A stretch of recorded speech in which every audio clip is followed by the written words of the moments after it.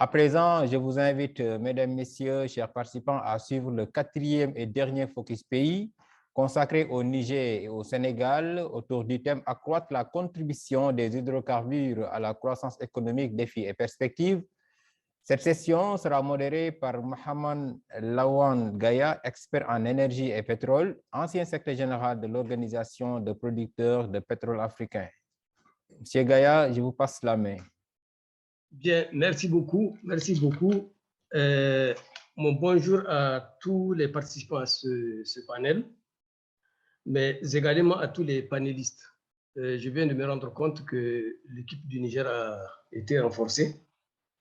Donc, c'est une bonne chose. Donc, ça va m'obliger à réaménager le temps d'intervention des différents panélistes. En introduction, donc, du moins, le thème de notre panel aujourd'hui, c'est accroître la contribution des hydrocarbures à la croissance économique, défis et perspectives.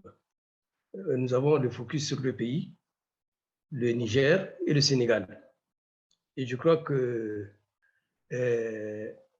Titre n'a pas fait ce choix au hasard.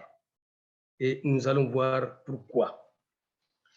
Je dois vous dire que dans l'espace UEMOA, nous avons, sur les 8 pays, du moins sur les 8 pays, nous avons 7 pays qui sont producteurs de pétrole ou potentiels producteurs de pétrole. Ceux qui sont producteurs de pétrole, nous avons la Côte d'Ivoire, le Niger et le Bénin qui a depuis quelque temps suspendu sa production. Nous attendons dans la liste des producteurs de pétrole très bientôt le Sénégal. Nous avons des recherches en cours actuellement, particulièrement sur les côtes, donc en offshore, et au Togo, en Guinée-Bissau. Et dans l'interland, nous avons le Mali. Donc, c'est vous dire que tous ces pays ont des sous-sols avec des formations géologiques situées sur des bassins sédimentaires. Alors, nous autres experts scientifiques du secteur du pétrole, quand nous parlons donc de bassins sédimentaires, ce sont des bassins qui sont constitués d'hydrocarbures. Et de par leur propriété physique, les hydrocarbures peuvent être gazeux, c'est le cas du gaz naturel. Ils peuvent être liquides, c'est le cas du pétrole brut. Ils peuvent être solides, c'est le cas du charbon, du lignite, la tourbe, les schistes bitumineux et le sable asphaltique. Donc, pour vous dire que l'essentiel des pays de l'UEMOA sont donc constitués de bassins sédimentaires, à l'exception, malheureusement, du Burkina Faso, qui est en bonne partie sur du socle. Donc, sur du socle, et le socle, c'est un sous-sol qui est moins approprié à l'existence des hydrocarbures. Donc, actuellement, nous avons deux pays qui sont sur le starting block de grands producteurs de pétrole. Le Niger a commencé son exploitation et la production pétrolière depuis novembre 2011, avec une production de 20 000 barils par jour pour approvisionner une petite raffinerie, la SORA, Société des raffinage des Indes, qui est située à Zender, à 452 km de gisement et qui a une production de 20 000 barils par jour. La Côte d'Ivoire, qui a eu une production en 2019 de 37 000 barils par jour. Mais ces deux pays-là aussi enregistrent de nouvelles découvertes.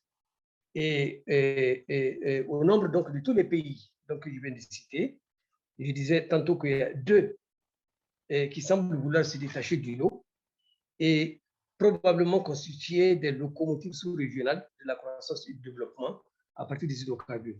Donc, c'est le cas du Niger, qui, au-delà de 20 000 barils par jour qu'il exporte actuellement, est en ce moment en train de construire un pipeline de plus de 2000 km pour l'approvisionnement du marché extérieur, du marché international en pétrole brut à hauteur d'une capacité de 110 000 barils par jour. Et nous pensons, donc les chantiers sont en cours, que ces travaux doivent être terminés 2022-2023 et que l'exportation pourrait éventuellement commencer en 2023. Et ça, c'est à partir donc du bloc Agadem qui est situé sur le bassin oriental du pays. Nous avons le Sénégal qui va bientôt mettre aussi en valeur d'énormes gisements. Et je vous dis bien que le Sénégal pourrait être classé au nombre des pays qui ont les plus grands gisements en hydrocarbures en Afrique. Et ça, ce sont des très grosses productions qui sont attendues, notamment sur les bassins, sur les gisements de GTA, donc Grand Tortue et Méhine, à cheval entre le Sénégal et la Mauritanie. Il y a aussi donc le gisement de Teranga, Yakar, et celui de SNE Sangomar, et Fan également. Donc ces deux pays-là ont vraiment des très bonnes perspectives, Et si vous voyez donc le cas du Niger, le Niger, c'est un pays qui est coincé géographiquement et géologiquement entre l'Algérie, la Libye, le Tchad, le Nigeria. Donc, l'Algérie, la Libye, le Tchad et le Nigeria, ce sont des pays qui produisent au moins 1 million de barils par jour.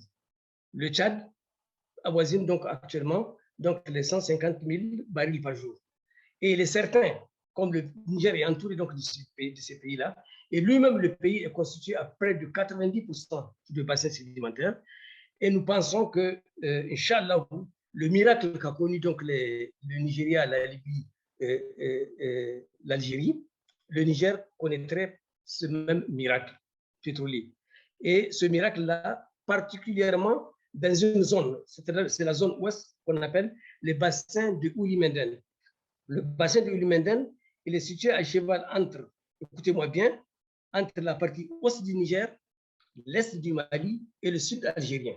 Je répète bien, le bassin des Oulimenden est à cheval entre la partie ouest du Niger, l'est du Mali, jusqu'aux confins de la partie septentrionale du Burkina Faso et le sud algérien. C'est dans une zone dont je tairai le nom, mais cette zone-là a un potentiel en hydrocarbures actuellement incroyablement inestimable. Permettez que je m'attraque un peu de français, mais c'est une zone qui va réserver des grosses surprises. Et la situation que nous pouvons actuellement dans cette zone-là n'est très certainement pas étrangère aux énormes potentialités pétrolifères qu'il y a dans cette zone. Alors, en tant que technicien de pétrole, je ne me gêne pas d'affirmer que, effectivement, au Sénégal, au Niger, probablement et très certainement au Mali. Donc, il n'est pas à exclure dans les toutes prochaines années des grosses et très agréables surprises en matière de stockage. Bien, donc les recettes. Il y a un problème. Donc, les recettes pétrolifères attendues donc, du Niger et du Sénégal ont considérablement dopé leurs économies. C'est seulement que pour ces deux pays, des mannes assez importantes qui vont tirer très haut le PIB des pays même et conséquemment donc, de la zone UEMOA à l'horizon 2024. Donc, prions Dieu, Allah subhanahu wa ta'ala, que les mannes pétrolières de nos deux pays soient beaucoup plus une bénédiction pour le Niger et pour le Sénégal. Et comme je le disais tantôt, le choix du thème de notre panel n'a pas été fait au hasard. Donc, autrement dit, quelle serait la part des hydrocarbures dans la croissance économique de ces deux pays ciblés? Et pour répondre à ces questions-là, nous avons deux équipes. Une équipe du Niger et une équipe du Sénégal. Donc, au Niger, nous avons déjà annoncé au tout début M. Biliamine Ekade, directeur des études et statistiques, mais vont le rejoindre M. Mani Abdussalam, directeur général du Trésor et de la comptabilité publique, et M. Abdoulaye Moumoud, directeur général adjoint du Trésor et de la comptabilité publique du Niger. Donc, je ne vais pas aller pour la présentation dans les détails donc, de ces trois panélistes, étant entendu que je n'ai reçu que le CV de M. Biliamine Ekade. Les autres, certainement, ils auront très brièvement donc, à se présenter. Et comme je le disais, je vais être obligé de réaménager donc, le temps de présentation. Normalement, c'est 20 minutes par panéliste. L'équipe du Niger aura 20 minutes et l'équipe du Sénégal aura également 20 minutes. Donc, je vais passer la parole à l'équipe du Niger. Je ne sais pas celui qui va prendre la parole en premier, mais je donne la parole donc, à l'équipe du Niger, certainement le directeur général du Trésor et de la comptabilité publique. Donc, à vous l'antenne, Niamey. Bonjour l'assistance, bonjour à tous ceux qui sont connectés. J'espère que vous nous recevez, c'est ça? Oui. Professeur, vous confirmez? Oui, je vous confirme. D'accord, donc nous sommes là dans la salle avec le directeur général, moi-même et la chef de service marché financier. Donc, Je vais passer la parole au directeur général du Trésor et de la comptabilité publique qui va juste vous dire bonjour. Et après, je vais revenir pour présenter le thème. C'est bon, professeur? C'est bon. Oui, monsieur Didier. Bonjour. Bonjour tout le monde. Apparemment, dans l'équipe, il n'y a pas une dame. Je peux dire, il n'y a pas besoin maintenant de... D'accord. Donc, je m'appelle Mani Abdussalam. Je suis le nouveau DG du Trésor depuis à peu près un mois. À M. Issa Djibo, que vous connaissez très bien,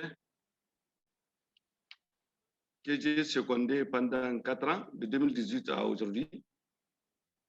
Donc, nous sommes des partenaires depuis la création donc, de l'agence IMO Titre et que je vous réitère vraiment tous mes vœux de bonheur, de succès pour l'année 2022, ainsi qu'à tous les investisseurs qui interviennent dans le domaine vraiment de l'IMO Titre. Donc, je vous marque vraiment notre pleine satisfaction des services vraiment de l'agence IMO Titre. Nous sommes très reconnaissants, même si je le reconnais, nous sommes aussi des bons payeurs quand même. Et vraiment, nous réitérons encore notre engagement à rester à votre côté, à travailler avec vous, et que nous attendons quand même pour la nouvelle année de nouvelles performances, surtout. Nous osons espérer la baisse des taux quand même.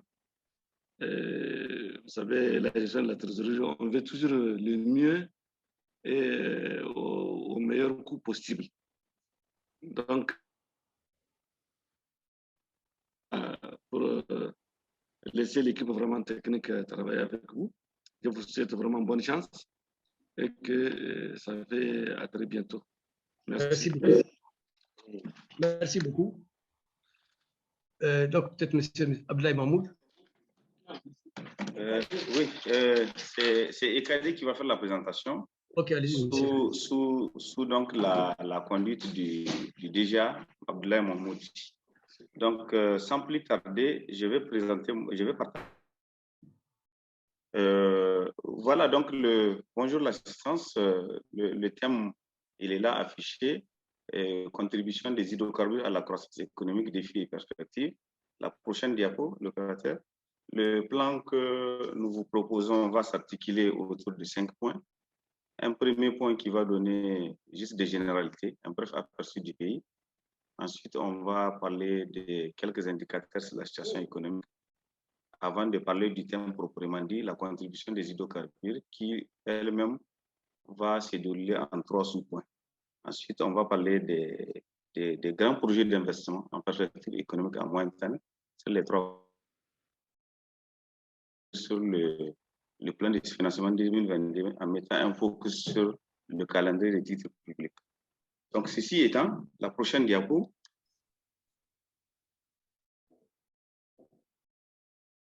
Le Niger, c'est 1 267 000 km², le plus vaste de l'Union, si je ne me suis pas trompé, avec une population estimée à 22,7 millions d'habitants.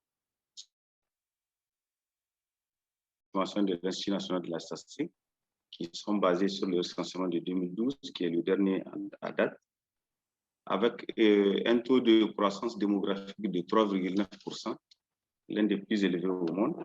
Les spécialistes pensent que dans les 20 prochaines années, la population risque de doubler si jamais rien n'est fait à cette date. Au point de vue produit d'exportation, nous avons l'uranium depuis plus de 50 ans. Et récemment, en 2011, à partir de 2011, avec le pétrole. Bien sûr, on a d'autres produits de quantité moindre, comme par exemple l'or, qui est aussi exporté. L'inflation elle s'est établie à moins 2,5% en 2019, grâce à la tenue de la bonne campagne agricole et à la vigueur du secteur secondaire, plus précisément les BTP. En 2019, il y a eu l'organisation de la conférence de l'Union africaine ici à Niamey, qui a été riche en infrastructures. Le taux de pauvreté est estimé à 41,4% en 2020, une estimation qui est restée quasi stationnaire depuis 2018. Et au point de vue notation financière, en plus de ce qui est fait au niveau de l'UEMOA, avec la notation financière en monnaie locale, nous avons fait l'objet de Moody's, où nous avons eu la note B3 avec perspective stable. Voilà. Prochaine diapo. Alors, le deuxième point sur la situation économique, sachez que la croissance est ressortie en moyenne sur la 5%, grâce à la bonne performance des secteurs agricoles, miniers et pétroliers. En 2020, l'économie a connu un sensible ralentissement.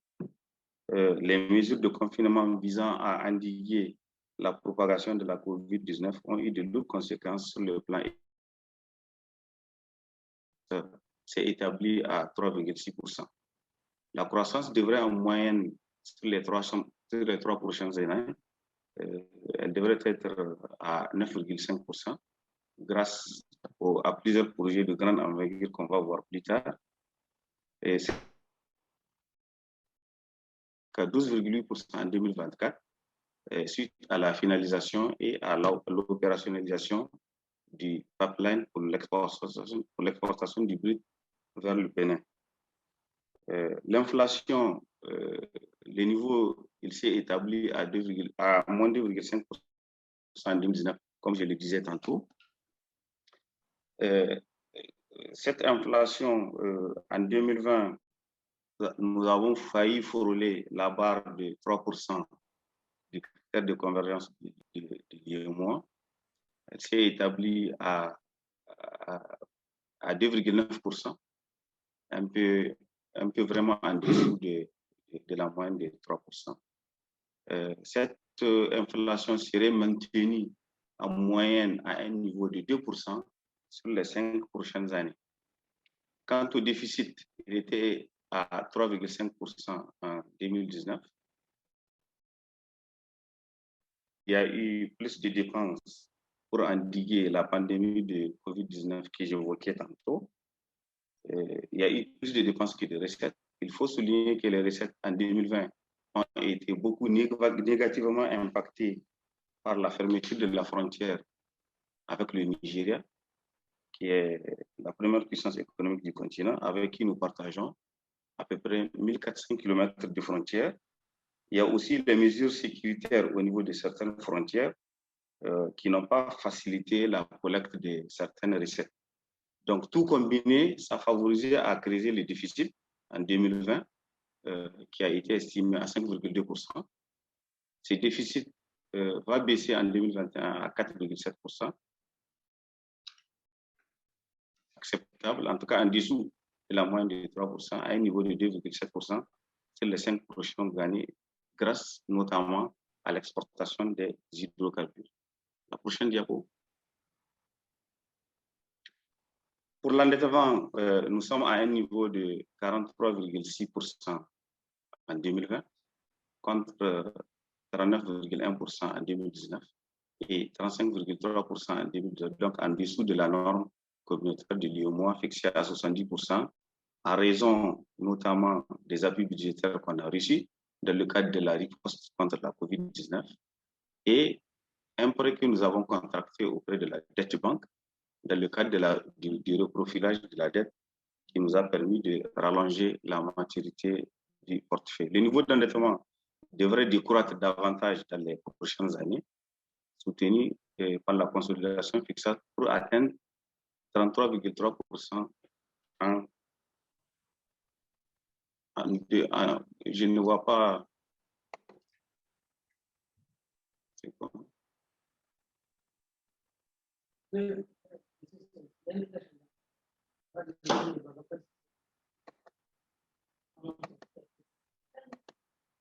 D'accord, la prochaine diapo.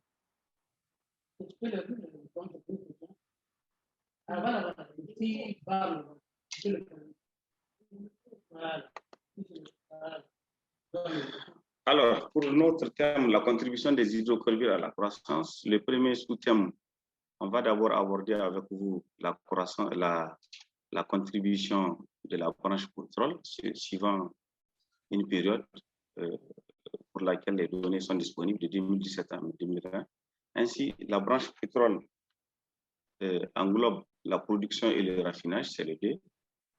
Donc, la valeur ajoutée était estimée à 1113,5 milliards, soit à peu près une moyenne de 278,4 milliards par an. Alors, elle dispose d'une part dominante, si je mets toutes les ressources naturelles combinées, plus de la moitié, 54,1% de la valeur ajoutée. Par rapport au PIB, la branche a contribué à 4,6 points de pourcentage en 2017. Ça a légèrement baissé à 3,9 points de pourcentage en 2018, compte tenu d'un arrêt momentané de la production pour raison de maintenance. Maintenant, cette contribution elle est fixée à 3,6 points de pourcentage en 2020. La prochaine diapo. Malgré la volatilité du marché mondial du pétrole qu'on a constaté depuis 2018, la contribution à la croissance est restée quasi stationnaire. En tout cas, elle a oscillé entre 0,3 points de pourcentage en 2017 à 0,2 points de pourcentage en 2018-2019 pour se fixer à 0,1 point de pourcentage en 2020. C'est ce que nous avons illustré à travers le graphique en dessous. Vous voyez en bleu là, difficilement on arrive à le voir peut-être. En tout cas, moi je le vois très bien, je ne sais pas pour les autres. C'est la contribution de la branche pétrole. Et l'autre couleur, c'est l'autre de croissance. La prochaine diapo.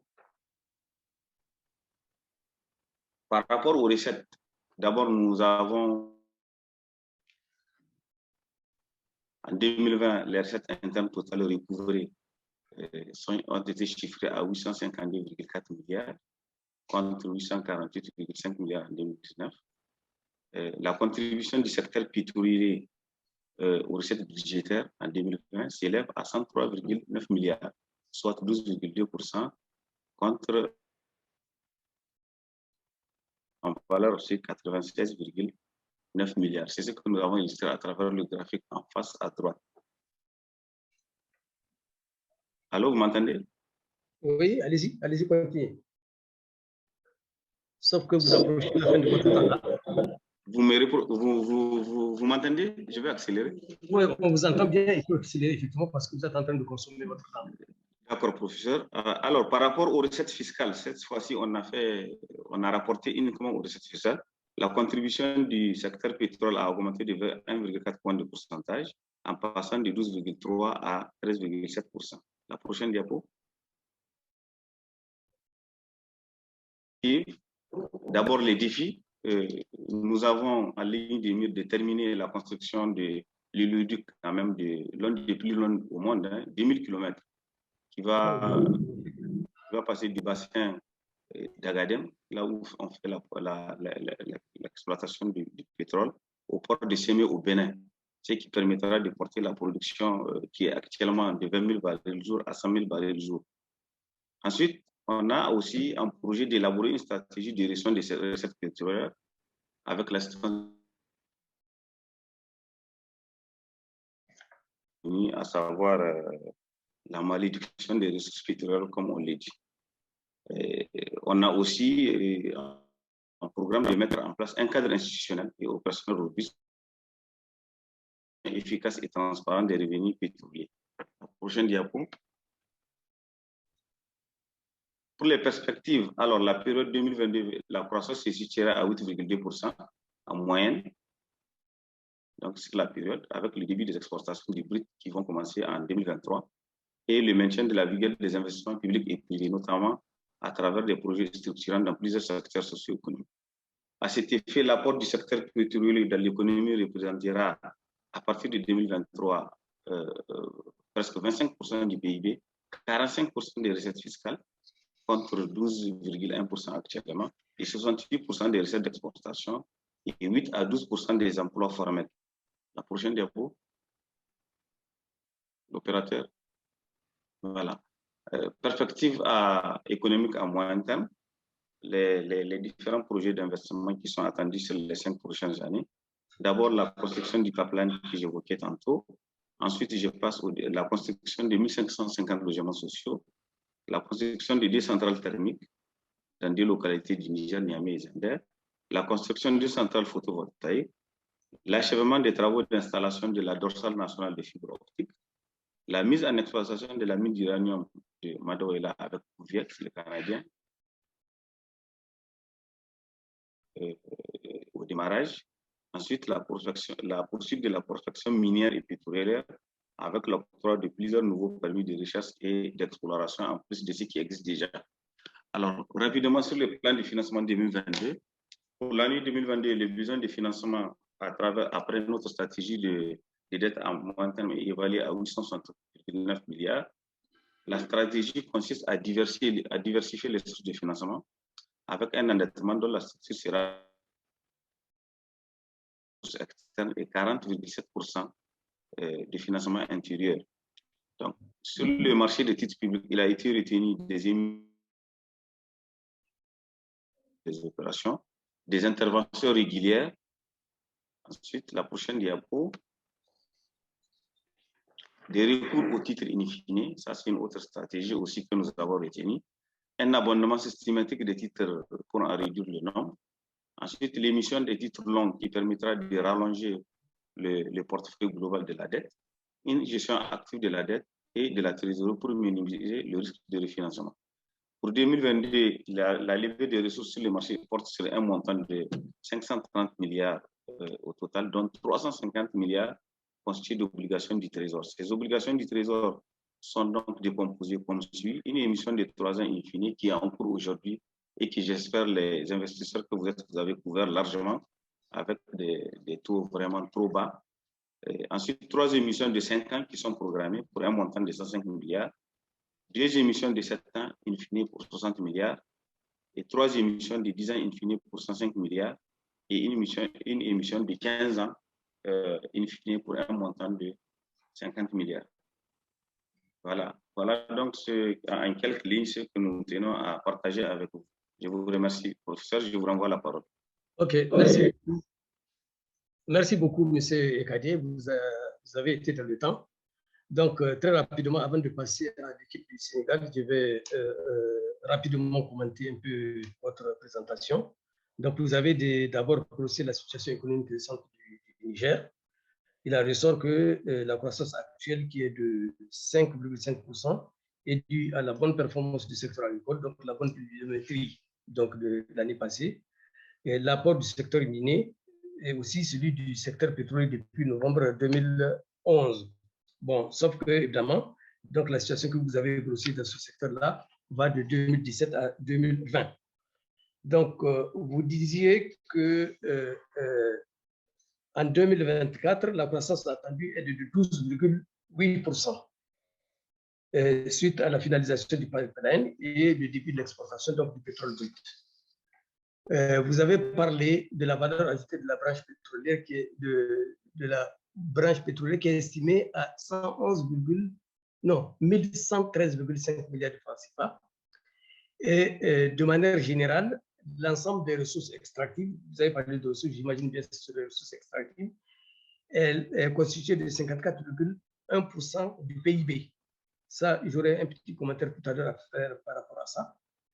Et vous disiez aussi que malgré la volatilité du marché mondial du pétrole, au cours de la période 2017-2020, la contribution à la croissance est restée quasi stationnaire. Bien entendu, il faut dire que pendant cette période-là, du moins jusqu'à aujourd'hui, on ne peut pas parler du pétrole du Niger, on ne peut pas parler du marché international parce que le pétrole brut du Niger, il est raffiné sur place. Il est raffiné sur place, il n'est pas exporté. Donc, c'est le pétrole qui est exporté, qui est soumis donc aux aléas du marché international. Donc, il y a un prix fixe qui est convenu entre la société qui exploite les gisements d'Agadem, la CNPC, et donc la SORAS. Donc, c'est un prix convenu. Bien. Cela dit, vous avez donc parlé de la contribution de manière générale du secteur pétrolier aux recettes budgétaires. c'est passé donc de 103,9 milliards, donc du moins 96,9 milliards en 2019 à 103,9 milliards à 2020, ce qui a constitué une part de 12,2%. C'est assez important, c'est très important, effectivement.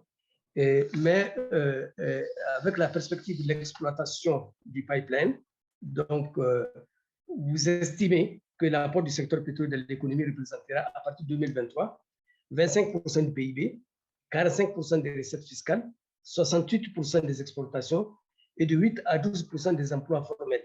Bon, c'est à ce niveau-là, effectivement, qu'il faut attirer l'attention sur le phénomène dont vous avez parlé tout à l'heure, là, celui du syndrome hollandais. C'est-à-dire qu'on souhaite que dans tout pays, qu'une production, du moins les recettes budgétaires ou les recettes d'exportation qui sont adossées, que ce soit à une monoproduction ou bien à un secteur bien précis, n'excèdent pas les 30%. Parce que pour le secteur du pétrole, si vous excédez les 30% des recettes d'exportation ou des recettes budgétaires, en cas de baisse des prix du brut, effectivement, on connaît les aléas qu'ont connu beaucoup de pays. Parce que je me souviens, en 2014-2015, il y a des pays qui ont élaboré les recettes budgétaires, les budgets, donc leur pays sur la base d'un baril de pétrole à $80, $90, jusqu'à $100. Le baril de pétrole était à $15. Donc, à partir de juin 2014, le pétrole a commencé à dégringoler pour atteindre $53 au 31 décembre 2015.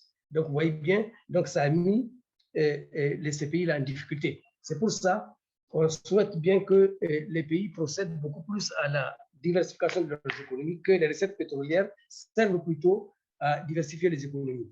Bien, je passe maintenant au Sénégal, à l'équipe du Sénégal, qui est constituée de Cheikh Tidiane Diop, le directeur général de la comptabilité publique et du Trésor, et de M. Babacar Cissé, directeur de la dette publique. Bien, vous avez 20 minutes également pour nous parler justement de la diversification, du moins, de ce que vous attendez et de ce que le Sénégal attend justement de la prochaine mise en exploitation de ces gisements pétroliers.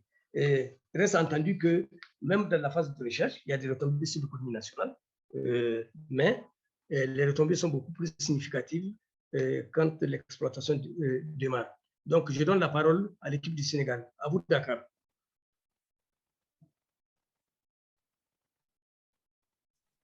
Dakar. Bonjour. Oui, bonjour. Allô, bonjour. Bonjour, professeur. Bonjour, monsieur Sissi. Bonjour à tous les participants à ce webinaire organisé par l'agence Humantitre. Donc, c'est Babacar Cissé, directeur de la dette publique à la Direction générale de la comptabilité publique et du Trésor. Je suis avec M. Alun Diouf, qui est le chef de la division des études économiques et des statistiques à la Direction générale de la comptabilité publique et du Trésor. Et je voudrais à l'entame tout d'abord vous présenter les excuses de M. Cheikh Tidiane Diop, directeur général de la comptabilité publique et du Trésor du Sénégal, qui avait bien voulu prendre part à cette session, mais qui a été retenu au dernier moment par des contraintes donc d'ordre professionnel sur les dossiers à traiter de façon urgente en relation avec le cabinet. Donc, il vous présente ses sincères excuses et donc charge véritablement donc, de lui pardonner donc, cette absence-là de dernière minute. Alors, très bien. Donc, pour ce qui nous concerne, nous avons préparé une présentation qui fait donc le point très rapidement sur la situation économique récente, sur le profil donc également du Sénégal, de l'État du Sénégal, et qui revient également sur quelques orientations majeures donc, de la stratégie d'endettement de l'État du Sénégal, avant maintenant de faire un focus spécifique sur le thème de l'exploitation pétrolière et gazière sous forme donc d'enjeux, de défis et de perspectives. Alors, je ne sais pas maintenant d'un point de vue opérationnel, est-ce que nous partageons ou bien est-ce que c'est les équipes de l'agence Ougmati qui vont peut-être faire défiler la présentation à l'écran pour qu'on puisse donc l'entendre. Oui, si vous avez des difficultés à le faire, bon voilà, c'est bon. Voilà, très bien, très bien. Mais je voudrais donc remercier l'équipe technique donc, de l'agence Ougmati. Alors, donc comme je l'ai annoncé, on va très rapidement donc, aborder le point sur le profil sociopolitique de l'État du Sénégal, la situation économique récente ainsi que donc la stratégie de dette avant donc de revenir sur donc, la perspective donc, de l'exploitation pétrolière et gazière. Je pense qu'on peut aller sur le profil très, très rapidement. Donc, c'est le slide qui suit. Voilà, donc c'est un profil donc, qui donne un aperçu bref sur les aspects institutionnels de gouvernance. Alors, pour très rapidement indiquer hein, que c'est un pays qui est donc situé vraiment sur la côte atlantique, à l'extrême ouest donc, du continent. Je passe très rapidement sur la superficie, hein, relativement moyenne, 196 000 km².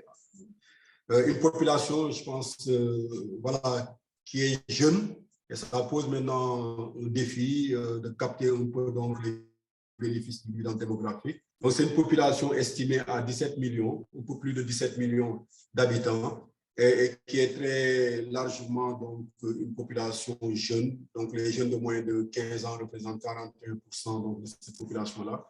Et je parlais du défi donc, du bilan démographique. Quand on regarde le poids démographique, donc se situe à 2,9, entraînant un dédoublement donc, de la population tous les 24 ans.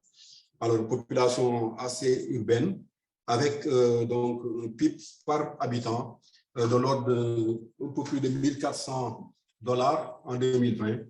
Et donc, là, vous voyez également le classement en termes d'indice de développement humain, 168 sur 189 pays. Alors, comme on le sait, c'est un pays stable, politiquement, un pays ouvert qui a un bon voisinage donc, avec les pays limitrophes et qui aussi se classe bien du point de vue des indices donc, de gouvernance et de notation. Il a également un aperçu sur la position sur l'indice Transparency, mais au passage, vous remarquerez également les notations internationales, Moody's, S&P, de même que la notation en monnaie locale qui a été donc récemment donc, attribuée à l'État du Sénégal. Je pense qu'il y a une petite erreur, à court terme et A2 donc, à long terme. Mais alors là, c'est un résumé, c'est une économie qui est à dominante tertiaire, on reviendra un peu sur ça, qui donc a une résilience vraiment renforcée par le plan d'action prioritaire donc, du plan Sénégal émergent qui a fait l'objet d'un ajustement et d'une accélération à la suite donc, de la pandémie Covid qui persiste encore et qui est dans une bonne dynamique de croissance quand on regarde un peu donc, le taux de croissance qui affiche une moyenne un peu de près de 6%, un peu plus de 6% sur les dernières années, sur les 5 dernières années. Quoique pour 2020, la croissance a été donc ramenée à 1,3% en 2020. Alors, sur le plan de la gestion donc, des finances publiques, bon, nous sommes donc vraiment en programme, donc avec le FMI comme tous les pays, avec maintenant un accent que nous mettons un peu sur donc, la mobilisation des recettes. Alors voilà, donc la trajectoire de croissance sur les dernières années, on voit bien que c'est assez erratique. Il est vrai, mais ce qui est quand même remarquable, c'est que depuis donc, la mise en œuvre du plan Sénégal émergent, on est quand même à des niveaux de croissance relativement plus élevés qu'auparavant. Donc, je disais de l'ordre d'un peu plus de 6%. L'avantage également de l'économie, c'est que c'est tous les secteurs qui contribuent à cette croissance. Et là, vous avez une perspective donc, sur le poids des différents secteurs. Et comme je le disais, c'est une économie qui est très fortement tertiarisée, avec donc un poids du secteur tertiaire qui est de l'ordre de près de 51% en termes de contribution à la croissance. Slide suivant. Alors, Là également, ça donne toujours la même perspective pour indiquer véritablement et les contributions en termes donc, de poids au PIB et les contributions maintenant sur donc, le taux de croissance. Et on voit maintenant de façon comparative le profil avant donc, la mise en place du PSE et le profil après. Bon, c'est des évolutions qui sont restées relativement constantes en termes de poids de secteur, quand bien même le poids du secteur tertiaire s'est beaucoup plus donc renforcé. On voit tous les autres secteurs à vocation économique également, primaire, secondaire, se renforcent moins lentement. Et il y a également un poids relatif, une baisse donc, de la contribution des administrations publiques. Alors, donc, quand on regarde un peu donc, les faits saillants en 2021, on voit très nettement qu'il y a eu un ralentissement donc, de la croissance en 2020 déjà à 1,3%. Et en 2021, il sort à 5%, il est attendu à 5%. Bon, maintenant, quand on regarde un peu donc, la contribution des différents secteurs, on se rend compte que tous les secteurs, donc, je veux dire, redémarrent. Bon, il y a peut-être juste un ralentissement qui est noté sur le secteur primaire, avec donc une bonne performance, en particulier sur le secteur de la pêche. Mais globalement, donc, les secteurs redémarrent. L'activité progresse donc de 4,1% en 2021 contre 2,8% en 2020. Et sur le secteur secondaire, par contre, on a donc une relance comparativement à l'année 2020 avec une progression de 8,8%, contre donc un recul de 0,4 noté en 2020 où nous avions subi de plein fouet donc, les effets de la pandémie. Et le secteur tertiaire reste donc toujours un secteur donc, avec une contribution importante de 2,2 points de pourcent donc, à la croissance du PIB. C'est une économie donc, bon, là, diversifiée. Là, on voit maintenant la contribution de l'ensemble des secteurs, le poids qu'ils représentent donc, sur l'économie. Et on remarque que le dynamisme, par exemple, du secteur secondaire est à mettre en relation avec les grands travaux, par exemple, qui sont réalisés dans le cadre du PSE, le développement des pôles urbains, notamment donc, de Diamniadio et du Lac-Rose.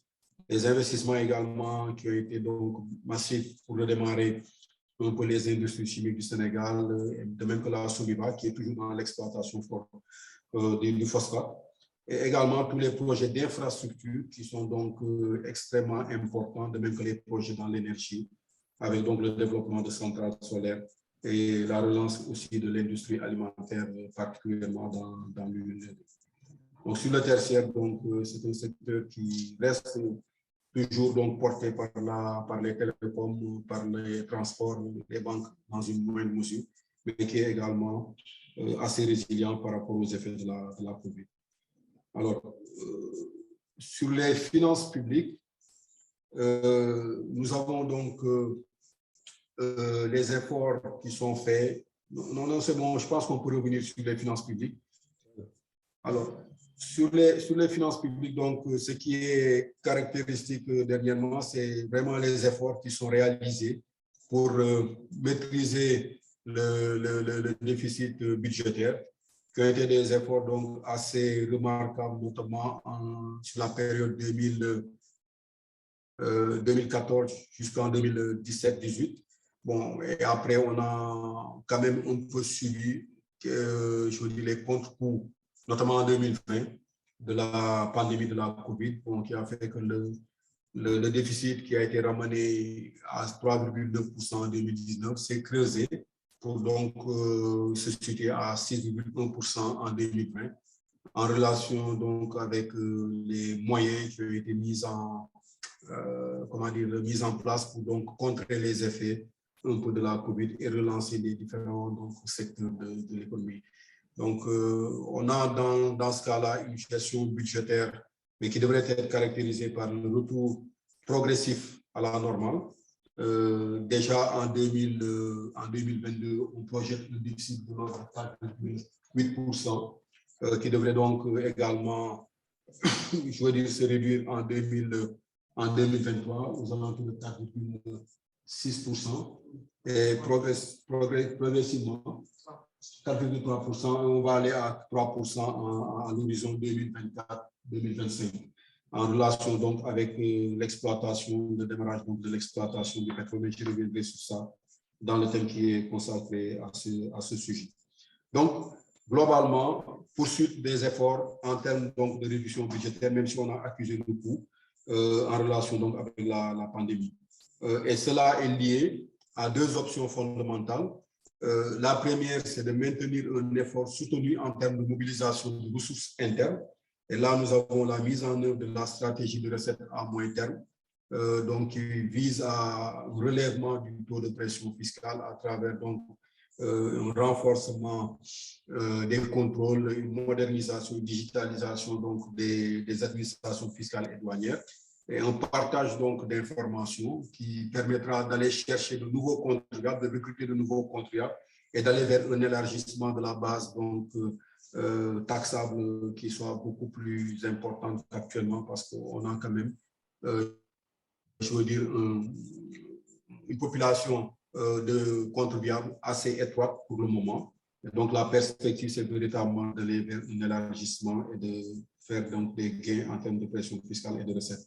Et parallèlement, également, sur les dépenses, il y a un effort quand même remarquable en termes donc de maîtrise des dépenses de fonctionnement et d'amélioration de la qualité des dépenses d'investissement. Donc, pour nous permettre, on peut donc sur les deux options-là, de pouvoir avoir un déficit résultant qui soit quand même inscrit dans un profil baissier. Alors, parallèlement à cela et parallèlement à l'évolution du déficit, bon, nous avons le comportement également de l'endettement, je vous dis, qui en résulte, parce que le déficit étant le principal facteur de la dynamique donc, de l'endettement, l'évolution donc de cet agrégat-là est fortement impactée en conséquence. Bon, ce que nous remarquons sur la période de mise en œuvre, notamment du PSE, c'est quand même que l'endettement a haussé de façon significative. C'est un choix voulu, parce qu'on a voulu, notamment sur la première phase, financer à travers donc l'endettement, le programme extrêmement important d'investissement, notamment dans les infrastructures, dans l'énergie et dans tous les secteurs qui permettraient un peu de rendre le cadre ou l'environnement des affaires beaucoup plus attractif donc, pour l'investissement privé, étranger comme domestique. Alors, donc, par ailleurs, nous avons dans cet endettement-là, dans la progression de l'endettement, noté l'impact de l'élargissement du champ de la dette avec l'inclusion désormais dans les statistiques de dette que nous publions, de la dette des entités du secteur parapublic. Donc, qui représente en moyenne 6 à 7% donc, de l'endettement relativement au PIB.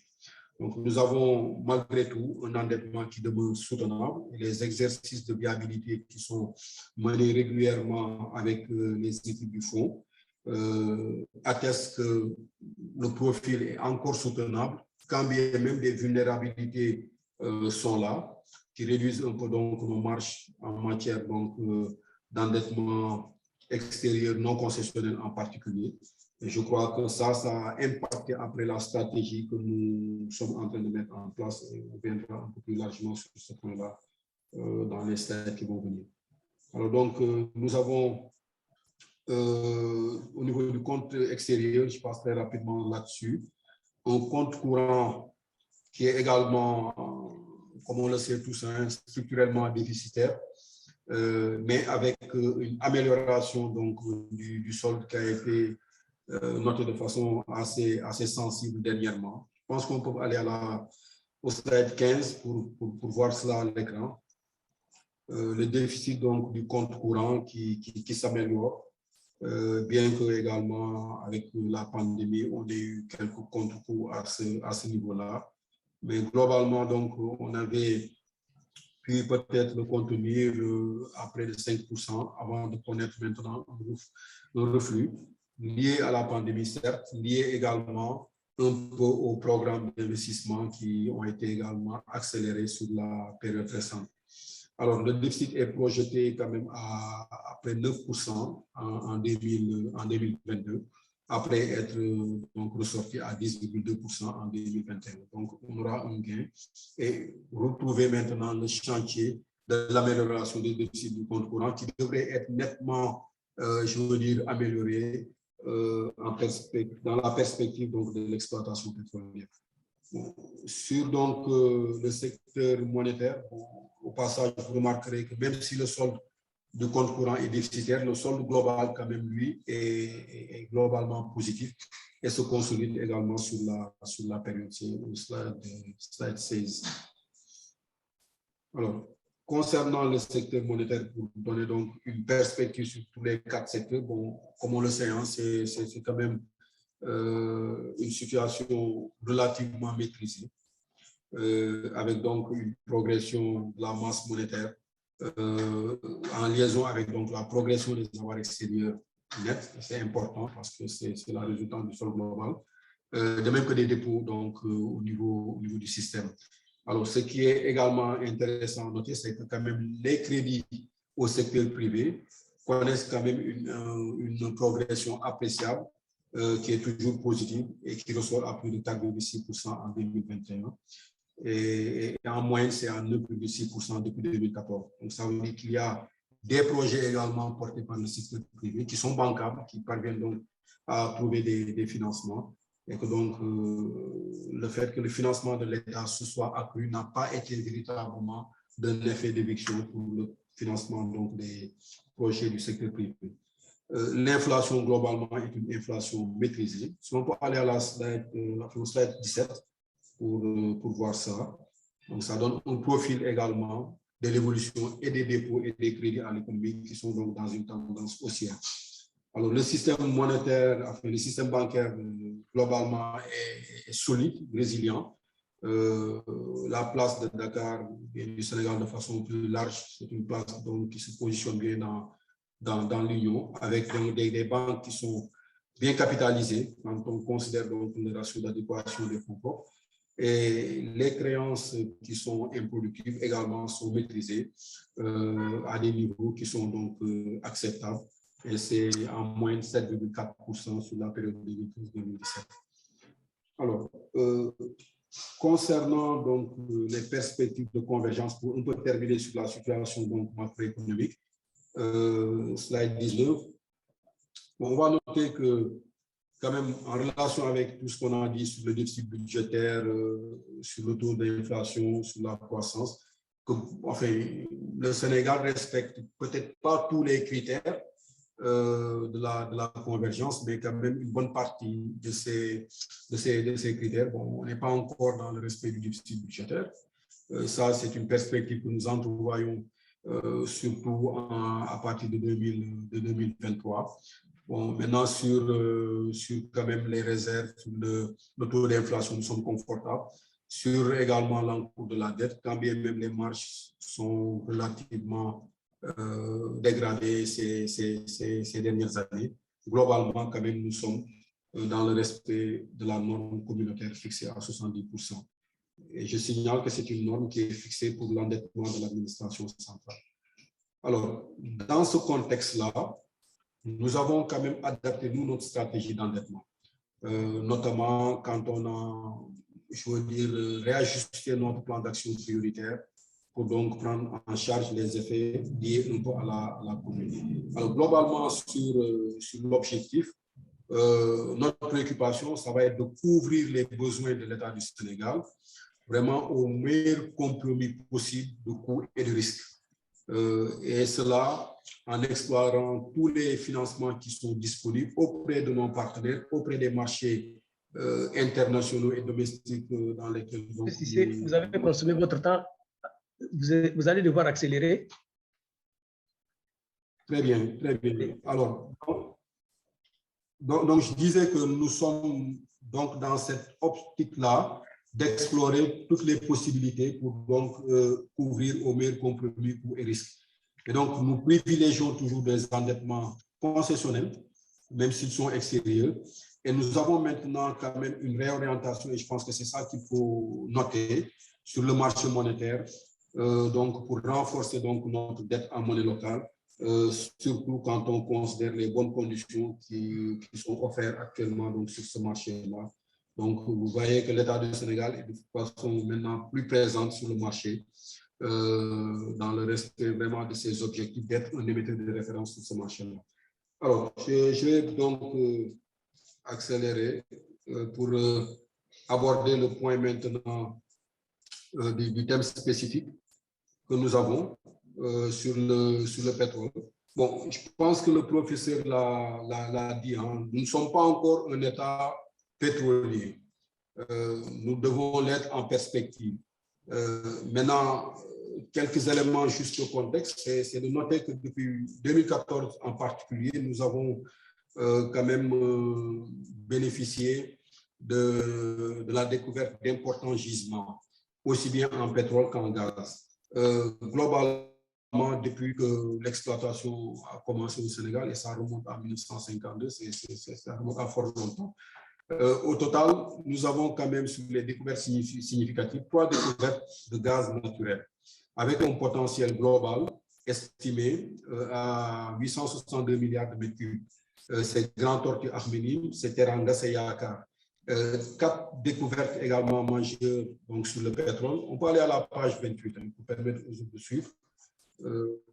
4 découvertes majeures donc, sur le pétrole, avec donc un potentiel global également ici estimé à 1746 millions de barils. Et ça, c'est donc le potentiel récupérable aussi bien sur SNE Sangomar que sur FAN Sud et SNE Nord. Donc, ces réserves-là, globalement, classent le Sénégal, en tout cas en 2020, à la 5e place en Afrique et au 27e place donc, dans le monde. Bon, on n'est pas encore donc, vraiment, je veux dire, un producteur déjà. Et je pense qu'à l'échelle mondiale, c'est un producteur qui sera donc relativement modeste. Actuellement, en cours donc, de développement, en phase de développement, nous avons donc le projet de Grand Tortue Ahmeyim que nous gérons en relation avec la Mauritanie. Le gisement est à cheval sur la frontière entre les deux pays, de même que c'est sur le gaz naturel, de même que SNE, donc sur le pétrole. Alors, les premières productions sont attendues en 2023 et donc nous avons également passé en revue un peu les enjeux qui étaient liés un peu à cela. Donc, quand on sait que la contribution du pétrole, attendue du pétrole et du gaz sur les 20 années à venir devrait donc se situer aux alentours de 6-7%, contre à peu près moins de 2%, aux alentours de 2% actuellement. Donc, ça va être quand même un impact assez significatif d'un point de vue économique. Bon, maintenant, après, il y a toute une série d'activités qui devraient donc se développer autour donc, de la commercialisation des produits d'hydrocarbures, sur le raffinage, la production également. Et nous allons donc, nous sommes lancés dans un processus de mise à jour déjà de l'outil qui est la SAR, qui donc est la raffinerie donc, actuellement, qui devrait donc adapter ces outils-là pour pouvoir traiter le pétrole ainsi que le gaz qui sera donc, extrait au niveau des gisements.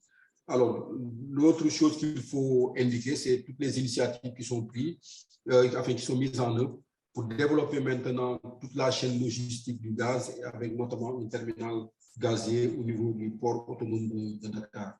Alors, l'autre impact ou enjeu, c'est quand même avec la loi sur le contenu local, de développer toute une activité à travers des PME, PMI, véritablement sur l'écosystème du pétrole et du gaz, et notamment les activités connexes de la pétrochimie, qu'il faudra donc véritablement développer pour pouvoir capitaliser sur véritablement les retombées, notamment en termes d'emploi, au-delà des retombées purement financières.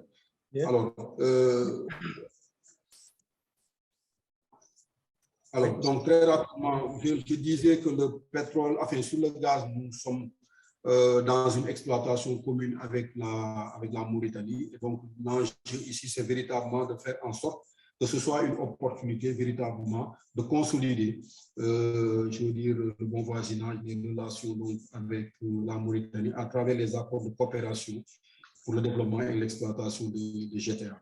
Alors, quelques défis rapidement, sur le plan énergétique, alors le pétrole et le gaz devraient quand même nous permettre véritablement d'augmenter, de couvrir donc nos besoins et de pouvoir éventuellement donc exporter, mais surtout de réduire le coût de l'énergie au Sénégal, parce que c'est un coût extrêmement élevé comparativement au PER.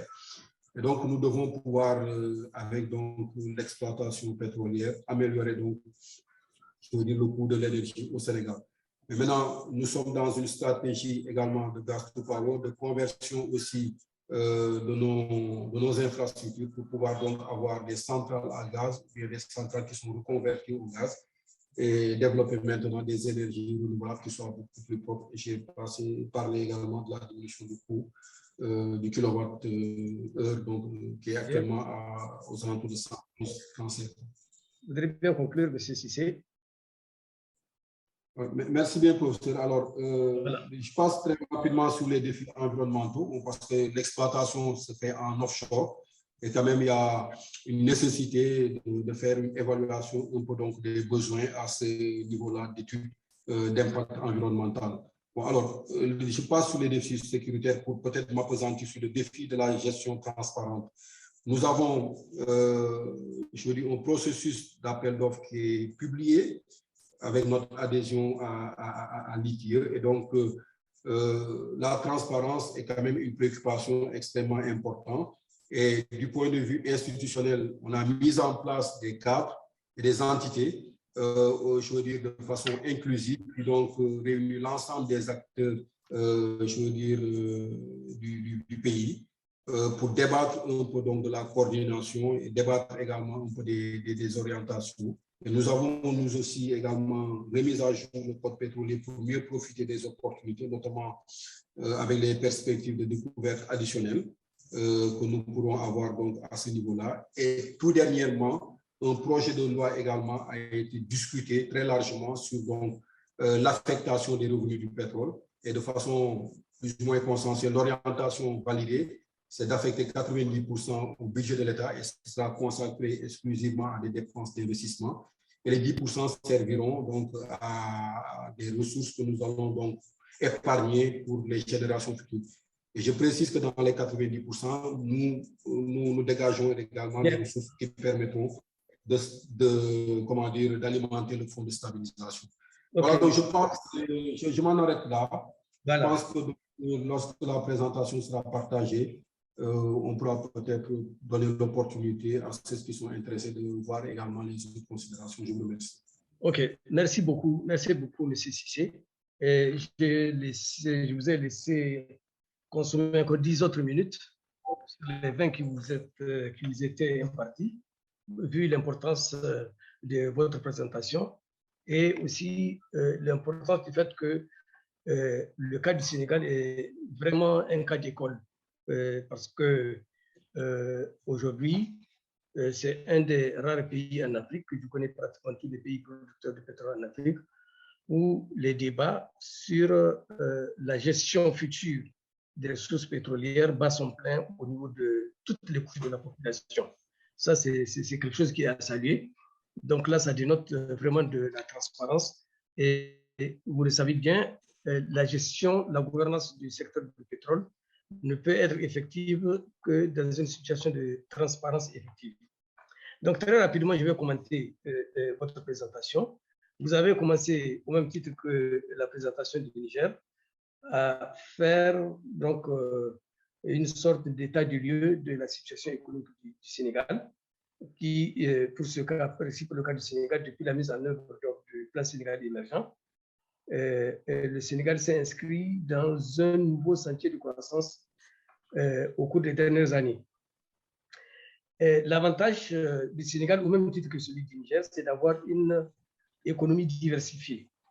Et qui dit une économie diversifiée dit que c'est une économie qui peut peut-être faire face à toutes les étiquettes qui sont collées souvent à juste titre à tous les pays africains producteurs de ressources extractives. On parle souvent de maladies hollandaises, syndrome hollandais, donc la malédiction des ressources. Toutes ces étiquettes-là, souvent, c'est à tort ou à raison, elles sont donc collées aux pays africains. L'économie sénégalaise, vous dites qu'aucune branche d'activité ne représente plus de 15% du taux. Donc, vu donc la diversification donc, de l'économie. Là, c'est une très bonne chose. Tout à l'heure, je disais que les pays doivent éviter à ce que les ressources extractives, particulièrement le pétrole, aillent au-delà de 30%. Parce qu'en cas de chute des prix des matières premières, ces pays-là connaissent vraiment des énormes difficultés. Donc, après un pic de dégradation de 5,4% de déficit budgétaire en 2011 et une progression de 3,3%, le déficit est de 6,3% en 2021, soit une dégradation de 0,2% par rapport à 2020 et de 1% par rapport à la cible initiale de 2020. Bon, ça, effectivement, beaucoup de pays connaissent cette situation-là, compte tenu donc de la pandémie de la COVID-19. Donc, par rapport aux perspectives 2021-2025, vous prévoyez effectivement une amélioration donc, d'un certain nombre de critères, notamment les critères de convergence. Et au niveau des éléments de contexte, donc, vous avez parlé d'un certain nombre de gisements d'hydrocarbures, notamment le pétrole et le gaz, qui seront mis en exploitation à partir de 2023.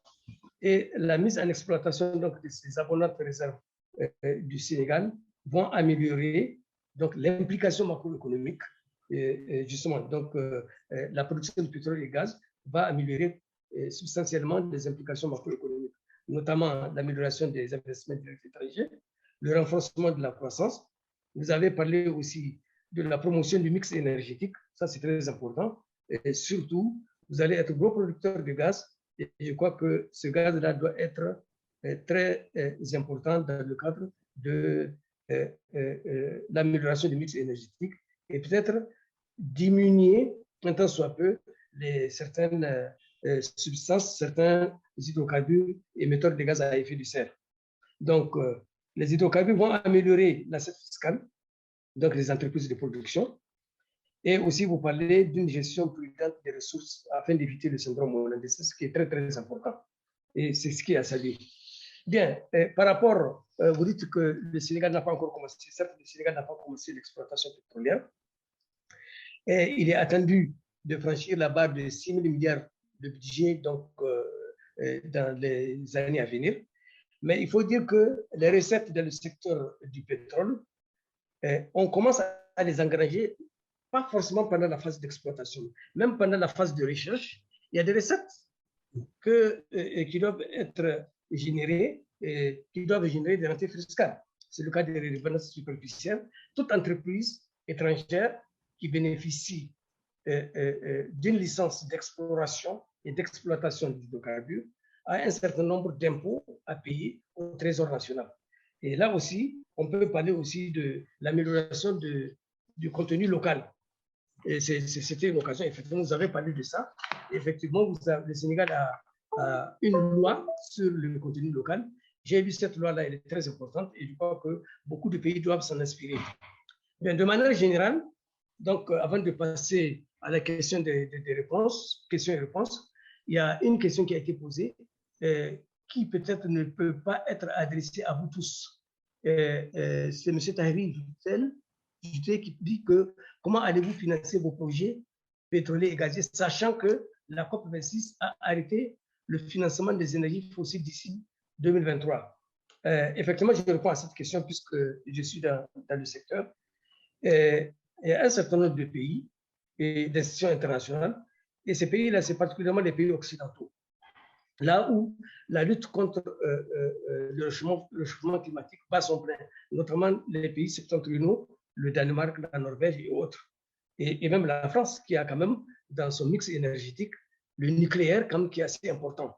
Donc ces pays-là se sont coalisés avec un certain nombre d'organisations internationales pour demander d'arrêter les investissements dans le secteur des énergies fossiles pour compter de 2022-2023.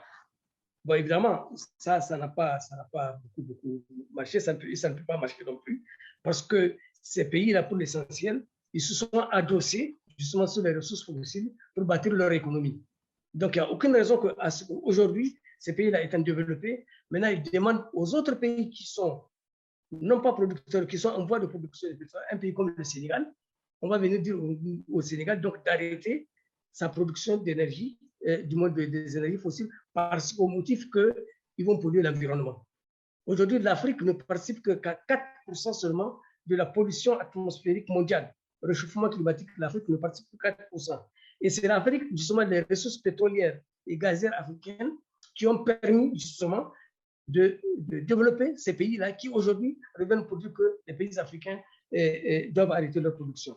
Mais effectivement, cela m'amène à dire que quand vous faites un survol de la géopolitique, de la géographie pétrolière mondiale, on se rend compte qu'il y a un certain nombre de puissances pétrolières qui jadis étaient les pionniers de la production pétrolière mondiale. C'est le cas donc des États-Unis, c'est le cas de la Russie, c'est le cas des pays du Proche et Moyen-Orient.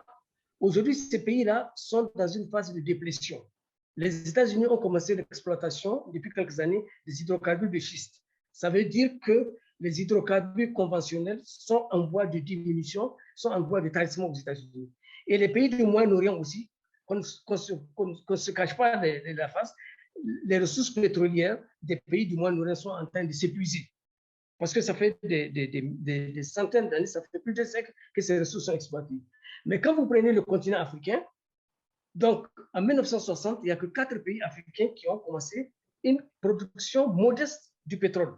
Aujourd'hui, nous avons plus de 30 pays qui sont dans la phase d'exploration et de recherche pétrolière. Et cela veut dire que dans les années à venir, la géopolitique pétrolière mondiale va se tourner en Afrique. Et en Afrique, justement, quand vous regardez de manière générale, ce sont les pays du Golfe de Guinée et de l'Interland, donc les pays de l'Afrique de l'Ouest, les pays de la CEDEAO, pour ne pas les citer. Et de la CEDEAO, il n'y a que 2 pays qui sont donc dans des socles, le Burkina Faso et les îles du Cap-Vert. Sinon, tous les autres 13 pays africains de la CEDEAO sont potentiellement gros producteurs de pétrole. Et vu la position géographique justement de l'Afrique de l'Ouest, et la qualité de son pétrole brut, parce que le pétrole brut africain de l'Ouest dépasse nettement la qualité du WTI et la qualité du Brent. Et ces 2 hydrocarbures, justement, le Brent et le WTI, sont physiquement terminés. Aujourd'hui, la cotation qui est faite sur elle est virtuelle. En fait, c'est un pétrole virtuel qu'on est en train de coter, qu'il y a une cotation qui détermine justement le marché international du pétrole. Parce que le marché international du pétrole se base sur les 2 pétroles-là, le WTI et le Brent, qui physiquement n'existent plus. Et ils sont de qualité moindre que celle des hydrocarbures, que le pétrole du Nigeria, qu'on appelle le Bonny Light. Et si aujourd'hui, les pays africains, tous les pays africains d'ailleurs, devaient se constituer comme un seul producteur, moi je suis persuadé qu'en termes de réserve aujourd'hui, et peut-être même en termes de production plus tard, les pays africains peuvent défier les grandes puissances pétrolières mondiales, notamment la Russie, les États-Unis et l'Arabie Saoudite. Il suffit justement que les États africains se considèrent comme étant un seul producteur. Et c'est pour ça, justement, l'organisation que j'ai quittée, l'organisation de producteurs du pétrole africain, a en projet la création d'un marché pétrolier africain. Et je crois que notre zone, donc la zone Afrique de l'Ouest, est en avance sur les autres. Aujourd'hui, je remercie l'UMOATITRE de pouvoir donc lancer donc justement ces débats sur donc les recettes pétrolières en Afrique de l'Ouest. Et je crois que l'Afrique de l'Ouest, comme je disais tantôt, pouvait être la locomotive de l'Afrique dans le cadre de la production du pétrole. Donc voilà très rapidement ce que je peux dire par rapport donc, à cela. Nous allons attendre donc quelques questions, mais aussi il ne faut pas se faire d'illusions. Il faut faire très très attention parce que quand on dit qu'un pays produit 100 000 barils par jour, et justement les financiers ont la tendance à pouvoir déterminer la croissance d'un pays à partir donc, de cette production-là, 100 000 barils par jour. Alors qu'il y a le partage de la rente. Donc il faut voir ce qui revient à nos États. Et là, il faut être très, très vigilant. Il faut renforcer les capacités. Il faut que les nationaux du Sénégal, du Niger et des autres pays soient sur le terrain. Il faut que ce soit eux, justement, qui veillent à ce que nos pays ne soient pas, parce que le cadre des hydrocarbures, la triche, elle est très importante. Elle est très importante. Donc, il faudrait bien que nous renforcions les capacités et voir l'impact justement des hydrocarbures sur l'économie. Il faudrait bien que nous puissions faire en sorte que les recettes pétrolières puissent permettre à nos pays de se développer, accroître les autres secteurs, notamment le secteur primaire, de façon à ce que ça soit développé, que ça soit le moteur de l'économie. Le secteur du pétrole doit être un catalyseur. Il ne faudrait pas que nous nous reposions sur les pays de l'Afrique centrale, l'ont connu à leur dépens et le connaissent à leur dépens aussi. Donc, nous allons passer à une série de questions. Donc, je vois ici, il y a des questions qui sont apparues. La part à consacrer pour les générations futures sera exploitée selon quel mécanisme de placement? Où seront les ressources? Je crois que cela est valable tant pour le Niger que pour le Sénégal. Je crois que le Sénégal est déjà très, très avancé sur cette question-là. Bon, je crois que c'est peut-être ça, je vais voir. Donc, on parle, donc, une question à M. Cissé. Le coût de l'électricité et de la production constitue un boulot d'étranglement pour plusieurs très petites entreprises et les PME. Comment l'exploitation future des hydrocarbures peut favoriser l'éclosion au profit de l'économie du pays? Donc, voilà, en fait, quelques questions. Aussi, quel est le niveau de redevance que le Sénégal et le Niger vont percevoir sur le baril du pétrole? La dette qui sera éventuellement générée par l'exploitation du pétrole sera à la charge des majors ou de l'État. Bon, par rapport donc au niveau de redevance, cette question, je peux peut-être très rapidement répondre. Quel est le niveau de redevance que le Niger et le Sénégal perçoivent au niveau du baril du pétrole? Sur cette question-là, vous regardez le code pétrolier des deux pays. Et dans le code pétrolier, vous allez voir, il y a plusieurs aspects de le code pétrolier. Il y a les aspects économiques, les aspects financiers, les aspects fiscaux. Et dans les codes pétroliers qui régissent nos pays, parce que ce soit le Sénégal, le Mali, pratiquement tous les pays de l'Afrique francophone, se sont inspirés donc, du code pétrolier français, donc du code minier. Évidemment, ça a été amélioré. Mais au tout début, c'est-à-dire qu'il y a ce qu'on appelle la redevance ad valorem.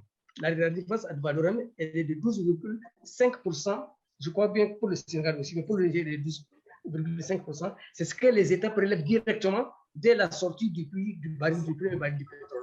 Maintenant, il faut essayer de voir ce qu'on appelle le cost oil, les coûts pétroliers. Quels ont été les coûts pétroliers? Et les sociétés pétrolières ont tendance à pouvoir maximiser justement les coûts pétroliers de façon à réduire le profit oil. Je vous donne 2 ou 3 exemples. Les puits de pétrole, un puits de pétrole peut être de 2500 mètres. 2500 mètres.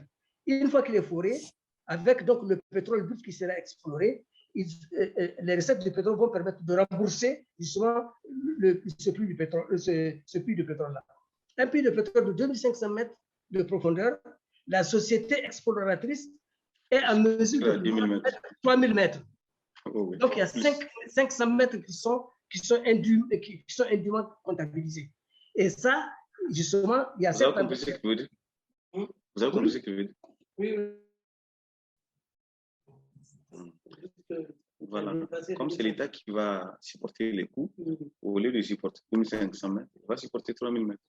Mais en réalité, les 500 mètres supplémentaires n'existent plus. On a un problème de connexion. Imaginez si vous avez 100 puits. Ok, c'est bon. Je pense que c'est les pays. Hein. Déjà, c'est très intéressant les premiers éléments de réponse. Si on peut avoir l'avis des délégations du Niger et du Sénégal, peut-être. Bien, donc je vais m'en arrêter là, puisque il nous reste à peine un quart d'heure. Donc je vais laisser. Exactement. Donc, 13 minutes. Il nous reste 13 minutes pour entamer le 4e panel. Bien, donc la délégation du Niger, vous étiez la première à avoir donc intervenu. Donc je vous donne le micro pour répondre très brièvement aux questions qui ont été posées. Oui, pour le Niger, si je peux me permettre, effectivement, je confirme ce que vous venez de dire. Le code pétrolier que nous avons amélioré, que nous avons élaboré, c'est vrai, nous l'avons adopté en réalité, mais il s'inspire pour beaucoup d'articles du code pétrolier français, c'est bien ça. Et ce code pétrolier, effectivement, il a mis 12% pour ce qui est de la redevance ad valorem, pour répondre donc directement à la question qui porte sur la redevance. Et c'est ce que nous percevons pratiquement à chaque fois, chaque mois et chaque trimestre pour certaines occasions aussi. Et l'autre question, malheureusement, on avait eu une coupure d'Internet. On n'a pas suivi la première question, c'était quoi? Si vous pouvez nous répéter la question. Bien. Bon, peut-être qu'on va laisser les autres répondre et avancer de cela. D'accord. Ouais, c'est sur les générations futures. Sur les générations futures. Qu'est-ce qui a été prévu pour le Niger? Sur les générations futures, quand j'ai fait la présentation, j'ai indiqué que nous avons sollicité l'assistance du Fonds monétaire international pour essayer de nous aider à réfléchir sur comment épargner déjà à partir de 2023, quand on va commencer à exporter.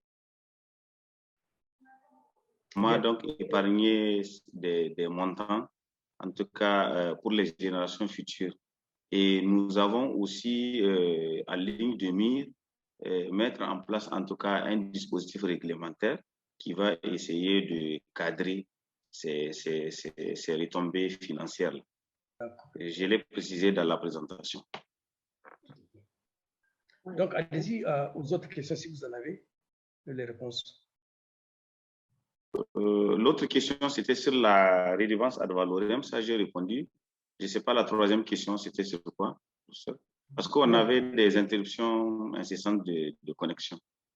Bon, je crois que les autres questions, elles vont s'adresser au Sénégal et puis je crois qu'il faut répondre très rapidement. D'accord. C'est pratiquement les mêmes questions, sauf bon, il y a une qui est relative au coût de l'électricité et de la production. Donc, il constitue un goulot d'étranglement pour plusieurs entreprises. Bon, comment l'exploitation future des hydrocarbures peut favoriser leur éclosion au profit de l'économie du pays. Voilà. Si vous pouvez donc répondre pour le cas du Niger aussi. Et ça, on revient sur la question du contenu local.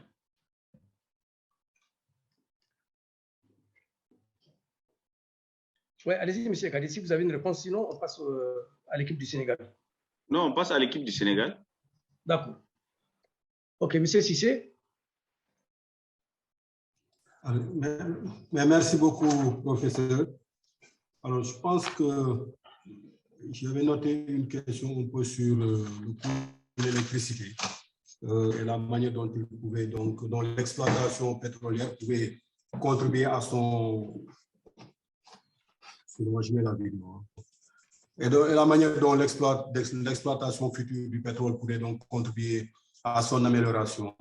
Je pense que je l'ai évoqué dans l'exposé, en signalant le fait que le coût actuellement du kilowattheure au Sénégal est un coût relativement élevé, qui est estimé aux alentours de 113 francs le kilowatt, et que donc l'exploitation pétrolière et gazière, puisqu'on va également, je veux dire, donc, mettre à niveau nos installations pour donc les convertir au gaz, devrait nous permettre de viser une baisse du coût moyen donc, du kilowatt aux alentours de 67-68 francs CFA, donc le kilowatt. Bon, bien entendu, c'est une charge importante, je veux dire, dans le bilan des unités industrielles, des acteurs économiques, pas seulement des PME, PMI. Bon, elles certainement en bénéficieront, mais ça va contribuer à améliorer un peu donc leur situation financière dans la mesure où cette charge-là sera donc réduite assez fortement. Et je crois que par ailleurs, et je l'ai évoqué, il y a d'autres je veux dire, choix qui sont faits de développer tout un écosystème autour donc de la gestion du pétrole et du gaz, avec donc une myriade de PME, PMI qui devraient profiter de la loi sur le contenu local pour véritablement donc s'insérer dans cette activité-là, sur toute la chaîne, production, sur la distribution, sur la logistique. Et donc, quelque part, il est attendu de l'exploitation donc du pétrole et du gaz que cela améliore véritablement le tissu économique et particulièrement que cela ait des incidences donc, sur le tissu PME-PMI. Donc, les chiffres 113 à 67-68, c'est un peu ça la cible que nous visons. Bon, alors, sur la question relative donc, à la redevance perçue ad valorem, bon, ça, honnêtement, je n'ai pas les chiffres pour le moment. On peut se renseigner pour vous dire. 12 à 12,5% même pour le Sénégal. C'est peut-être cela. Donc, mais au-delà, nous captons quand même beaucoup de... Enfin, il est prévu que nous captions sur également l'impôt sur les sociétés. Et je pense que ça va être une contribution importante. Et de même que donc, la fiscalité indirecte qui est attendue aussi donc, sur les activités liées au pétrole et au gaz. Et je pense que c'est une perception importante parce que les populations ont tendance à penser que nous avons juste des parts correspondant donc, je veux dire, à notre part dans le capital des projets, bien des sociétés de projets qui sont mises en place de 10%. Je pense que quand on globalise tout cela, ça va quand même aller chercher au minimum dans les 50% et dans des cas qui sont projetés, ça peut même faire beaucoup plus que cela. Et c'est ça qui fait que globalement, par exemple, au Sénégal, que nous projetions des ressources en moyenne de 700 milliards de francs CFA sur la période d'exploitation. Et je pense que c'est relativement significatif. Alors, pour parler un peu du financement des projets, c'est un financement qui est partagé, hein, honnêtement, entre l'État du Sénégal à travers, par exemple, pour parler du Sénégal, nous avons une société qui s'appelle Petrosen, qui donc, je veux dire, est un peu donc le bras armé, si je puis me permettre cette expression-là, de l'État du Sénégal dans la gestion des projets en relation avec les opérateurs. Déjà, nous finançons, je veux dire, au-delà des actions gratuites qui font à près de 10%, nous finançons maintenant la possibilité pour Petrosen de monter un peu plus dans le capital et en conséquence de participer au prorata au financement des projets. Récemment, l'État du Sénégal a fait un eurobond sur le marché, c'était au mois de juin 2021. Une partie de ce financement-là est fléchée donc pour Petrosen pour lui permettre de participer à la phase donc, sur les projets SNE et GTA. Donc, l'État donc, à côté de Petrosen, mobilise des ressources, notamment sur le marché, pour pouvoir déjà permettre de financer la contribution de Petrosen dans la phase notamment une qui correspond au démarrage, au lancement des activités d'exploitation. Ce que nous attendons, c'est que quand même le projet puisse se financer lui-même ultérieurement dans les phases suivantes 2 et 3. Bon, il faut dire que quand même c'est des montants extrêmement importants. Après les phases, chacune devrait en moyenne tourner autour de 5 milliards de dollars et chacun contribue au prorata donc de sa participation au capital. Et donc nous mobilisons, comme je l'ai dit, les ressources de marché. On va voir avec les partenaires ultérieurement, mais déjà les ressources de marché pour pouvoir permettre que Petrosen puisse donc monter dans le capital et financer sa participation à une concurrence. Voilà. Yeah. C'est un peu donc les quelques éléments de réponse que je voulais apporter en espérant. Yeah, merci beaucoup. Merci beaucoup. Il y a une question aussi que je viens de me rendre compte qu'il y a une question à laquelle il n'y a pas eu de réponse. Donc, il y a quelqu'un qui demande la dette générée par l'exploitation du pétrole. Elle est à la charge de qui? Des sociétés pétrolières ou bien de l'État? Donc, c'est ce que j'ai commencé à expliquer tout à l'heure là. Justement, dans un baril de pétrole, après avoir déduit la redevance ad valorem, le reste est constitué de ce qu'on appelle le cost oil, qui est les coûts d'investissement et les coûts opératoires. Et maintenant, il y a ce qu'on appelle le profit oil. C'est-à-dire que les sociétés tendent d'abord, à partir du pétrole brut qui est extrait, rembourser tous les investissements qu'ils ont faits. Et c'est ça qu'on appelle les coûts opératoires et les coûts des investissements qui ont été faits. Et maintenant, c'est le reste, là qu'on appelle profit oil. Il y a une clé de répartition dans les codes pétroliers qu'on appelle facteur R. Cette clé de répartition, justement, détermine la part de l'État ou de la société nationale et la part donc, de la société, justement, qui a investi son argent dans le pétrole. Et c'est en cela, justement, que les nationaux, on doit faire confiance à nos nationaux et au besoin même les assermentés pour essayer de vérifier et de voir les coûts opératoires. Parce que les coûts pétroliers, c'est là où les sociétés pétrolières tendent à gonfler exagérément. Les coûts pétroliers sont exagérément gonflés pour pouvoir donc faire perdre à nos États. Et vous allez vous rendre compte souvent, après l'exploitation in fine, la société pétrolière se retrouve à 80% et le pays et sa société se retrouvent avec 20%.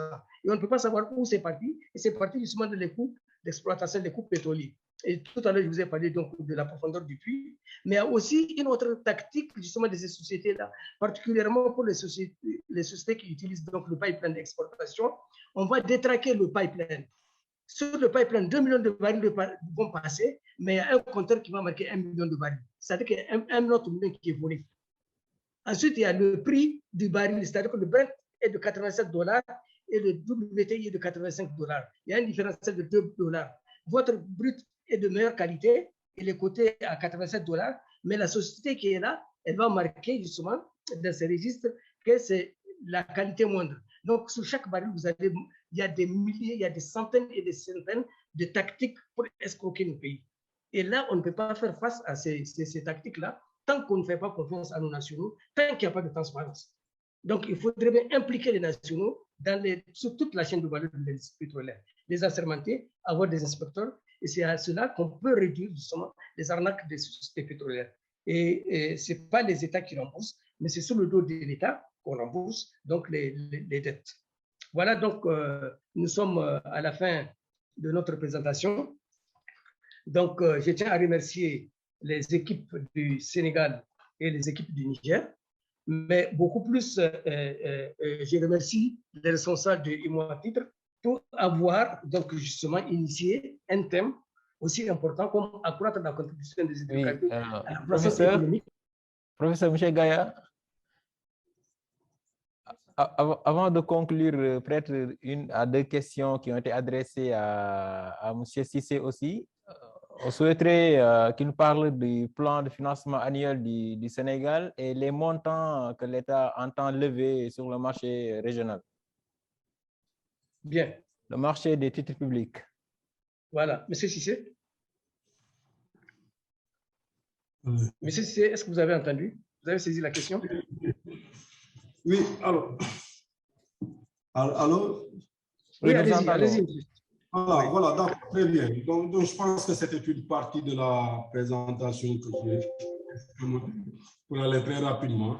Alors, mais globalement, pour 2022, l'État du Sénégal compte mobiliser sur le marché un montant global de 780 milliards de francs CFA. Alors, qui découle, bien entendu, donc, du besoin de financement 2022, qui fait au total 1643 milliards, 1643,3 milliards, lié au déficit pour 784 milliards, à l'amortissement de la dette pour 804 milliards et à diverses opérations donc, de trésorerie pour à peu près 55 milliards. C'est à la page donc 25, slide 25. 25. Et à côté maintenant, ce que nous, voilà, c'est ce que, donc 1643 milliards. Et vous avez à côté maintenant les sources de financement qui sont donc retenues, notamment un surfinancement que nous avons pu engranger à fin 2021 et qui donc est disponible pour 2022, de l'ordre de 121,5 milliards à peu près. Il est attendu donc des emprunts projets 580 milliards, des emprunts programmes 132 milliards et des financements que nous allons recevoir, notamment du Fonds monétaire, pour 254 milliards. Ce qui fait que le reliquat du besoin à couvrir, de l'ordre de 780 milliards, devrait donc être mobilisé sur les marchés. L'État du Sénégal a retenu de le mobiliser sur le marché monétaire, sur le marché régional des titres publics donc de l'UEMOA, et à travers un programme, un calendrier d'émission, voilà, qui donc adresse plusieurs instruments, aussi bien donc des instruments obligataires que des instruments, c'est le stade suivant, hein, des instruments donc sous forme de bons du trésor, je veux dire à maturité très courte, mais essentiellement, nous restons sur un financement obligataire. Et c'est une tendance, je veux dire, que l'État du Sénégal, je veux dire, met en œuvre depuis quelques années maintenant, en relation donc avec l'objectif que nous avons de reprofiler sur le long terme donc la dette, l'encours de la dette, particulièrement la dette intérieure, et avoir maintenant donc des charges qui sont beaucoup plus lissées sur l'intervalle de temps considéré. Et ce que nous ciblons, c'est notamment des maturités assez longues, et nous sommes sur toute la palette de 5 à 15 ans. Je rappelle qu'on a fait une émission de 15 ans en fin 2021. Et donc voilà, l'État du Sénégal se positionne donc sur ces maturités-là qui lui permettront véritablement, sur le court terme peut-être, de mieux gérer le risque de refinancement et de mettre les charges, les plus importantes charges futures donc, liées au service de la dette sur des années où les recettes attendues devraient être je dis fortement donc améliorées, renforcées, de manière donc à couvrir sans défaut et sans aucun souci d'un point de vue financier, donc la charge liée au service de la dette. Voilà, donc nous comptons intervenir sur tous les mois. Nous avons d'ores et déjà réalisé une émission, celle du 14, qui a été donc réalisée. Et la prochaine, c'est pour demain. J'espère que les investisseurs y participeront aussi massivement, comme nous l'avons noté récemment sur les émissions. Je vous remercie. Bien, merci beaucoup. Donc, il est temps donc de lâcher l'antenne pour le prochain panel. Et je tiens à remercier au nom donc des deux pays focus, le Sénégal et le Niger, donc qui ont mis à contribution, en tout cas des équipes assez quand même au fin des questions sur la contribution des hydrocarbures à la croissance économique de leur pays. Et je crois que je dois remercier vraiment du moins titre pour avoir eu le réflexe et l'idée justement d'introduire une telle thématique qui est assez importante pour le pays. Et je crois bien que même pour les prochaines rencontres, il serait intéressant de revenir sur ces questions de ressources extractives, particulièrement les hydrocarbures, parce que ce sont ces hydrocarbures-là qui seront les locomotives, non pas de la croissance économique, mais aussi de la lutte contre la pauvreté, du développement endogène de nos pays. Moi, je vois beaucoup plus donc, les questions à ce niveau-là. Il faut sortir nos pays du sous-développement. Il faut quand même impulser un développement endogène dans nos pays. Mais si la croissance elle peut être à des chiffres, mais si les recettes pétrolières ne sont pas une bénédiction pour nos pays, je crois que ça ne servira à rien. Et c'est la situation qu'on retrouve dans beaucoup de pays producteurs de pétrole avec un taux de croissance assez élevé, mais les populations vivent dans un dénuement total. Et je crois que pour éviter cela, il faut non seulement faire confiance aux nationaux, mais il faut aussi améliorer la gouvernance et la transparence dans les industries extractives. Je vous remercie encore une fois et je crois qu'on aura l'occasion de se voir en présentiel. Merci beaucoup.